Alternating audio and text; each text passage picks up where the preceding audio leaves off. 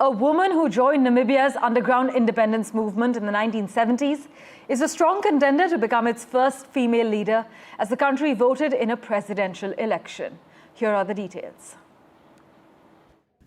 Amid a wave of historic election upsets in southern Africa, voters in Namibia head to the polls to choose a new president and parliament in what is shaping up to be the most fiercely contested election in decades. The presidential race presents a tough challenge for the ruling SWAPO party and could potentially usher in the country's first ever female president.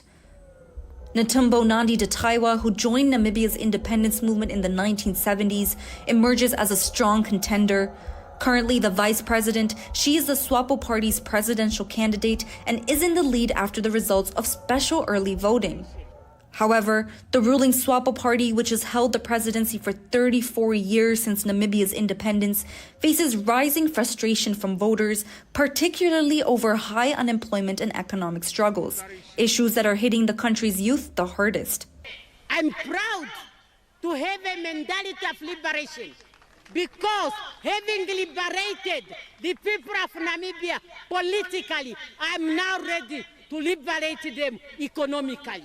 Nandi-Ndaitwah, who received part of her education in the former Soviet Union while in exile during the fight for independence, has vowed to create more jobs and address the unemployment rate.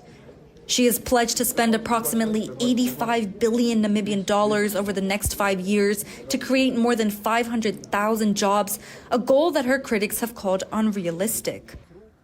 While Nandi-Ndaitwah represents the rare chance for a female leader in Africa, SWAPO's popularity continues to slip. 14 other candidates are also running for president, including SWAPO's closest challenger 4 years ago, Panduleni Itula.